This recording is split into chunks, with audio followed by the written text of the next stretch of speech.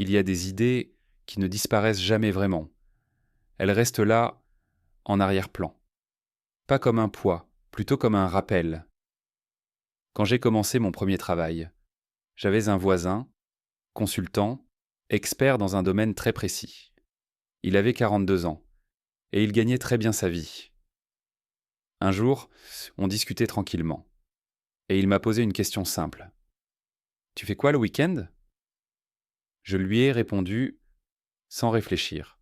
« Je sors, ou je reste chez moi, ou je joue à la console. » Et honnêtement, dans ma tête, c'était normal. J'avais étudié longtemps. J'avais obtenu 2 masters, et pour moi, entrer dans la vie professionnelle, c'était enfin souffler. Le travail s'arrêtait après les 8 heures. Le reste, c'était la vie. Il a souri. Puis il m'a dit très simplement « Tu sais, si tu veux vraiment changer les choses, utilise ton temps libre pour apprendre quelque chose que peu de gens savent faire. Un truc utile, un truc recherché. Et avec le temps, ce sera toi qui choisiras. » Je l'ai écouté, et sur le moment, ça m'a semblé logique, mais pas urgent. Et pourtant, depuis mes années étudiantes, j'avais toujours cette idée, créer quelque chose à côté de mon travail, un projet sur le côté, pas pour devenir riche, mais pour construire une alternative. Mais dans ma tête, ça viendrait plus tard. La première année de travail, c'était le repos mérité. Et puis, j'avais encore le temps.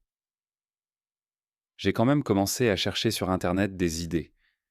Et presque à chaque fois, le schéma était le même. Un investissement au départ, en argent, en énergie. Et ensuite, des revenus passifs. À l'époque, beaucoup de ces idées étaient des business physiques. Avec leur lot de complexité, l'administratif, la logistique. Alors souvent, les idées s'arrêtaient avant même de commencer. Dans ma tête, je pouvais dire « J'ai cherché, j'ai réfléchi, mais ce n'était pas le bon moment. » Et pendant ce temps-là, les années passaient. Quand on commence à travailler, le temps change de rythme. La routine s'installe. On apprend moins de choses nouvelles. Et sans s'en rendre compte, les années avancent. Un jour, en parcourant un site très connu de vente d'occasion, j'ai acheté une console de jeu. Elle avait un petit défaut. En comparant les prix, j'ai réalisé que je pouvais la revendre un peu plus cher. Et je l'ai fait. Puis j'ai recommencé. J'achetais, je négociais, et je revendais.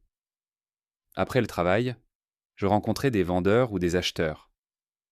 Parfois une console avec plusieurs manettes et plusieurs jeux.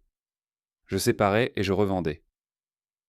Et là, j'ai compris quelque chose. Ce n'était pas l'argent. En tout cas, les montants n'étaient pas énormes. C'était le plaisir, le jeu et l'apprentissage. Moi qui pensais que la vente et la négociation, ce n'était pas pour moi, je la prenais à ma manière. Sans m'en rendre compte, c'était ma première vraie expérience de business. Puis, quelques années plus tard, mon premier enfant est né. Et là, les priorités ont changé. Quelque chose a commencé à bouger. Ce n'était plus seulement une idée abstraite, ni une promesse pour plus tard. La liberté a pris une autre forme. Elle s'est appelée le temps. Mais ça, je t'en parlerai dans une autre vidéo.